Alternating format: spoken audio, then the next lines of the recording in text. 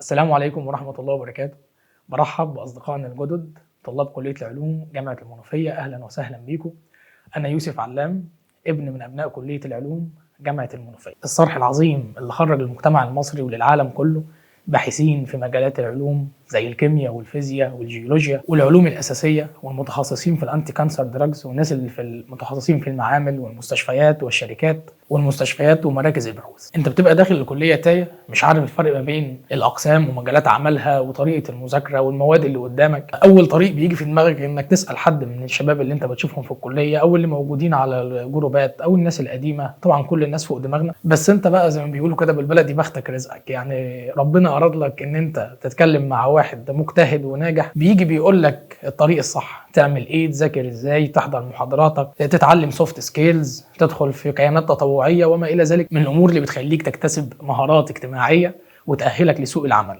فده بيبقى ربنا اراد لك يعني ايه الهدايه، ان هو دلك على حد كويس فهمك الدنيا ماشيه ازاي. طب حظك وقع بقى مع انسان فاشل يبدا يكلمك وما تحضرش بقى محاضرات والمواد دي ملهاش لازمه وما الى ذلك، وهتخرج لسوق العمل ما انتش هتلاقي شغل وهتقعد في البيت، بس كده سحبك للسكه الغلط. عشان كده احنا عملنا لك برنامج اعرف كليتك، برنامج متكامل بيشرح كليه العلوم بكل اقسامها ومجالات العمل الخاصه بيها عن طريق نخبه من الدكاتره من اعضاء هيئه تدريس كليه العلوم، كل دكتور في تخصصه. على سبيل المثال دكتور معين في قسم الفيزياء بيشرح لك قسم الفيزياء ده بينقسم لايه، ايه المواد والكورسات اللي هتدرسها، وهتبقى مؤهل لايه بعد ما تتخرج من قسم الفيزياء، والبرامج الخاصه بالقسم، ومتطلبات سوق العمل بالنسبه للبرامج دي. يعني انا لما اخد برنامج فيزياء والليزر مثلا، لو انا قسم فيزياء لما اطلع بره انا هشتغل ايه، وهكذا في كل الاقسام الاساسيه اللي عندنا في الكليه والاقسام الفرعيه والمزدوجه. كل دكتور هيتكلم عن القسم الخاص بيه وانعكاس الدراسه دي في سوق العمل، انت هتشتغل ايه بعد ما تتخرج وتذاكر ازاي، ومجموعه من النصايح من كل عضو هيئه تدريس علشان يساعدك من اول يوم تدخل فيه الكليه لحد ما تتخرج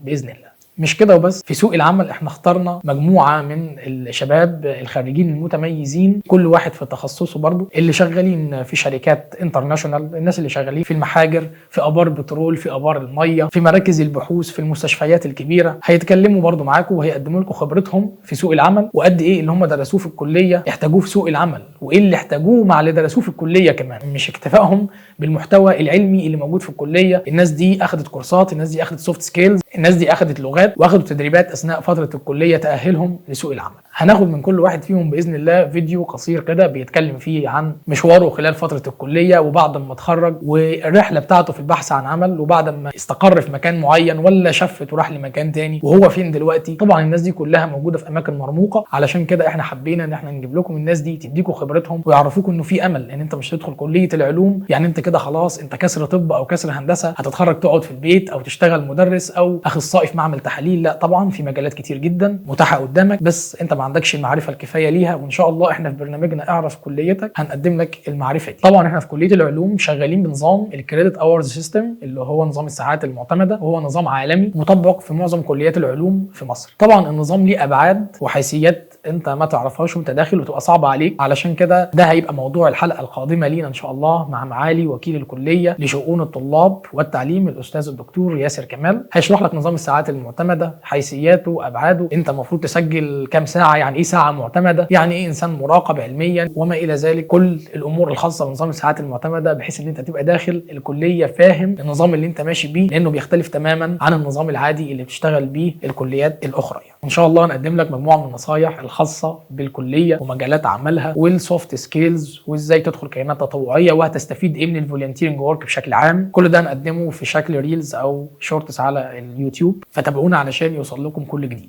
واخيرا احب اقول لك انت دخلت كليه العلوم، ربنا اراد ليك ان انت تكون في المكان ده. لو الخير ليك كان في طب لو انت علم علوم، او في هندسه لو انت علم رياضه، اكيد كان ربنا اختار لك الكليه دي. بس انت دلوقتي قدام امر واقع، لازم ترضى بقضاء الله وقدره، وتاخد المكان ده كبدايه لانطلاقه جديده، انك تتفوق في دراستك، تتفوق في المهارات، تاخد كورسات قدر الامكان. اجمل فتره هي فتره الكليه، والله العظيم انت اللي بتحدد مصيرك ومستقبلك. ما تديش ودنك لحد، قد يكون طريق نجاح لشخص معين تتبعه انت تفشل فيه، لان معطياته غير معطياتك، حياته غير حياتك، واسلوب تفكيره غير اسلوب تفكيرك. تابعونا، الحلقات ان شاء الله تنزل كل يوم حد وثلاث وخميس، والسلام عليكم ورحمه الله وبركاته.